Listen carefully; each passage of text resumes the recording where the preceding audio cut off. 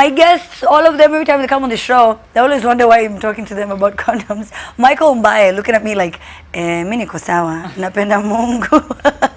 Michael, Yes. young people never talk about sex. Well, I mean in a funny, fun way. But people never talk about contraceptives. They never talk about abstinence. They don't talk about, condoms. Why? Why they don't talk about Yeah. that? I think I don't know. They have this. They live in some kind of illusion, right? Of what they see on TV. Yeah. What is projected by the media and all that. So I think for me, it's a gap between what they think or the conception that they have and what is real. So for me, that's how I'd answer that actually. Okay. Yeah. Yeah. Let's So there's a gap. So Yeah. it should be a wake up call for youth to attach the conception of life to the real, to what is happening on the ground. That is very, very true. Yeah. So talk to your kids, talk to your sisters, and talk to your brothers. We have a lot of people who are getting pregnant at an age that they're not supposed to become parents. They should be focusing on school. They should be focusing on building their careers. But now they stay at home and they look after kids. So please, please make sure that you engage online with the hashtag #KuvaCD. Hata kama kuja kuongelelea KuvaCD. But good to meet you, Michael Mbai. You are very talented. I imagine Michael Jackson is one of your icons. Yeah, Michael Jackson, his love for dance and Asha's charisma, and also, locally I have Diamond, Yeah. who is always, really, he has a stage presence. So Yes. those are the three people who I look up to. Yeah. Yeah. And you did a little dance. Well, let's see that dance. You guys, let's see the dance. You did a really which dance? the Michael Jackson-ish dance. It wasn't quite it, Alright. but it was your own take and your own version of it. Sindio? So Usiniangalie mimi, lazima uangalie camera. so Michael. I was actually facing like Okay, this. Here's the dance. Yes. So like this, Uh-huh. and then, and then. Hey, wait, hello. So that was it. Maro wangu, okay. Hey. Wait, I understand we have a cameraman who could do that. Irona. Great, come. Ebu fanya. We never have our cameras on air. Ebu Michael, let's try. Come on. And then you call Michael. How cool is that? But Iruna. James Iruna, you are on my camera. Come, Iruna kuja. Wadu wamelala, wakuoni come. Iruna come. I think akona deni ya watu na hawataki wajue anafanya NTV. For real? Yeah, tatu tumwache. You can also dance like that. So let's talk about you playing the saxophone. How did that get started? I don't play the saxophone actually. Okay. He does the play. Oh yes. Yeah. All right. But then you all, so how are you all together? Actually, my passion for the arts started when I was 14 years old. Yes. I enrolled to Mangu High School. That was in 2012. Yeah. And that's when I started engaging in. I joined the choir. Yeah. And that's when I started, I'm self-taught in my Yes. singing, my dancing, and all that. Yeah. So that's why I started, laying, the bricks, the foundational bricks for my singing. My dancing came later because actually up to 27, up to the start of this year, I was a stifler. You know what I'm saying? Yeah. So I've just started, exploring dancing very lately. But singing started in. When I was in Form 1 Yeah. and Form 2, I engaged in music festival. Oh, wow. Those are, tenor solo, I bass solo. remember. I do Hey, that. music fest was everything. Yeah, that's true. And then poetry, French poetry, because I had also a passion for French in Form 2. So I engaged in French poetry, and that is what helped me to really become a wholesome artistic person. Yeah. I'm not yet there, but You're getting there. It's okay. How many years now? I just turned 22 on 8th December. Oh wow, just like me. Hey, high five. Why? So let's talk, because a lot of musicians, they always have this dream, right? So you may not play the saxophone, but you have someone who does on your team. Is there an instrument that you want to learn? I actually play instruments. Yes. I actually play the Which ones are guitar and the piano. Okay. But I only play them consistently when I'm actually creating something. Like for example, when I was writing this song Ever After, I was actually jamming on some jazz chords. That was last year around winter in December. I was just jamming, and then I got a progression. I was like, yeah, this is late, and then I recorded the progression. So yeah, I'm not into instruments. I'm more into performance. That's what I discovered. Yes. Yeah. So I can only play. I know the basic. I know the theory of guitar and piano, and I can play like the basics. So, but my focus is really on performance. Yes, which you have really, really, honed your skill really well. So how do you practice? Do you watch the YouTube videos? Do you have someone who mentors you? Is there anyone helping you to train? Actually, what happens is a lot of my learning, a lot of my learning, whether in art or in school, is subconscious. I can watch, for example, the Twins, the best hip hop dancers in the world. I can watch them and then forget about what they did. And then a week later, I find myself replicating some of the moves that they did. You know, some of the moves that are at my level, you know what I'm saying? And also I watch like, I don't know, Usher, Chris Brown, Michael Jackson. I just watch them and then I just, you know, leave that alone. And then like days later, I find myself replicating something of that sort and then I practice on that. So most of it is subconscious. And then number two, I just, like recently I joined a class by Art in Motion because I needed to learn the dancers. The dancers. Yes. I needed to learn the detail, how to really do a choreography.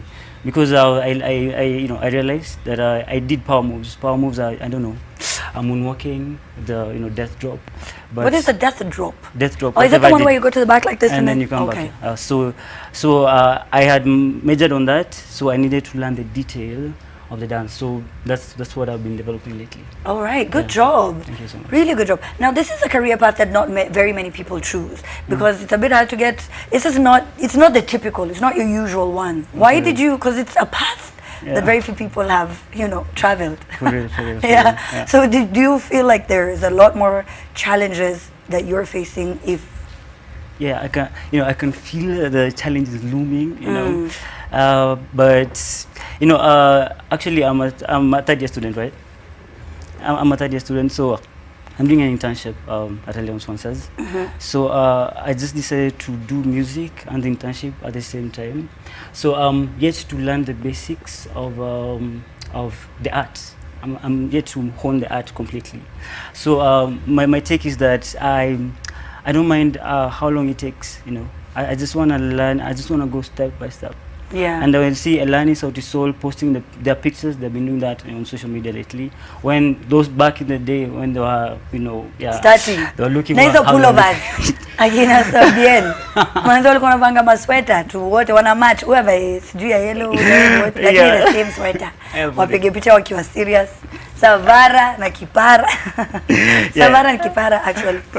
Right. Yeah. So when they post that and they look where they are, you know, I'm encouraged to do time. You know, it's about doing the time and you know, maintaining my identity as a, you know, as a musician too. Yes, and you also decided to go by your name. Yeah, Mbai. I was like, Michael Mbai. Let's just do Mbai. You know, it's not something I just thought of like for long. I was like, let's just do Mbai. You know? Yeah. Because I was like, I just asked a few people if they, do you know of Mbai? No, okay, let's just do that. Oh, so that if there's anyone called Mbai, you change. Yeah. Because my middle name is Mwangi. Like Mwangi is the most typical name you can find. So I was like, Mwangi now. Let's just do Mbai. You know? Ladies and gentlemen, give it up for Mbai. I see how it could sound. It's very Kenyan. Yeah, it's very Kenyan and it's very, you know, yeah, organic. You know, this word that Usher might be coming to Nairobi. For real. If he does, like I am Mbai, it's like, to meet you Mbai. It's a unique name. You own it. Yeah, you own it. I will. So let's talk about your recent release. Yeah. In it Ever After. I just released it on when was it? Was it last week, Thursday? I guess you do it by. I'm getting this. Yeah, last week Thursday I released it at 4 p.m.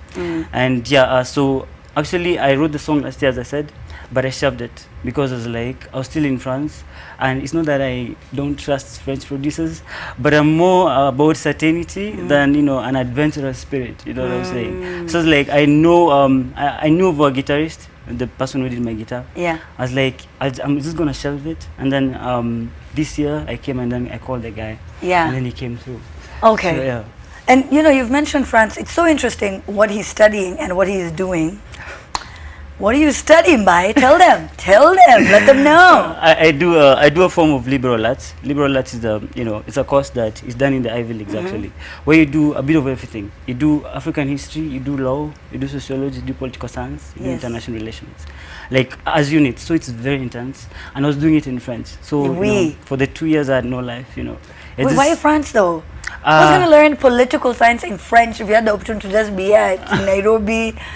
Because I wanted to learn, the program that I was in was focused on Africa. So all these things had a focus on Africa. So I wanted to learn about, my my continent and my country from an external perspective. Hey, it did not have to be in a foreign country. It didn't have to be in a country that you have to learn a language. Well, did you already know? Yeah, what, I knew French for French? like for 4 years. I'd Oh, done okay. in Mbango High School, so I had a decent level B2. So when I went there, it was not as hard as it would be if I had I had a beginner level. Yes, I know a few words here and there. I know just say it.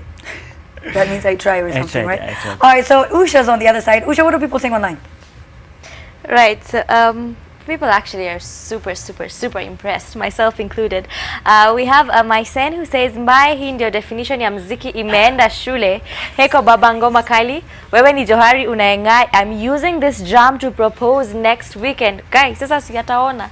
Anyway, but well, I don't know, maybe it wasn't a surprise or I don't know, but all the best to you. It must be such an honor for Mbai. You know, having someone propose with your song, I mean, you must be like super awesome. Then we also have Lady who says that jam of the week has made my night, I swear. You know what? You and me both, Lady.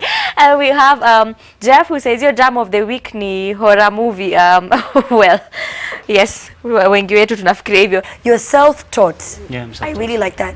Trial and error hapa na pale, si ndio? Trial and error. Inspire my youth today, Mbai. Okay. Fellow 22-year-olds who are watching, inspire them about trial and error. Waiting for someone else to guide you and show you and do what. You didn't wait for that. You yeah, true. Yeah. Because I remember when I was actually like first producing my song, I was using just GarageBand on my laptop, and I had no knowledge about production. Like you said, I study a totally different thing, So I was just putting harmonies, some are off key, some okay. I had. Why didn't you try Fruity Loops? Isn't it easy? It was okay. GarageBand is easier than Fruity Loops. Will tell you that. Oh. So it's easier for beginners actually. Oh, okay. So I tried that, and it was all about putting a vibe on, and then making my friends listen. There's a friend I called Oliver Mugambi. He was like my first audience and first producer. I was like, you just listen to this jam, what do you think? He never gave me like detailed advice, but you tell me this part I'm not feeling. So it's like, why is he not feeling? And then I'd inspire myself from other songs like Mario by Diamond and Neo. That is a jam that actually I inspired myself from, because it's I was stuck in the R&B era, So I want. What era? You're 22. You were not born when you were like 5 years old, and our R&B era was alive and kicking. Yeah, when 2010 to 9 to 8. That's what I'm talking about. So I was like, I want that, and because I'm Afro, so it's a groovy R&B. So that's my sound. So I had no one who was who I could say was doing that. Okay, Sauti Sol does that actually. So those are the people I looked up to. Like African Star was a big inspiration for me, because it has that groove, it has some R&B vibe. So what I would tell the youth like my age is like, just push yourself, just throw yourself in the dark, and just ask a few real friends to guide you through it. They might not know much about whatever you're doing, but if you have passion, things will fall to place like gradually. You just have to have that drive. Yes. Like I did not know nothing about production last year, nothing. I was just doing everything by myself, writing things, and then I was messing up, but it came. Eventually. Patience, persistence, consistency, be principled, right? Thank you so much, Michael. Mbai. Social media? Mbai Official. Mbai Official across all platforms. Yes.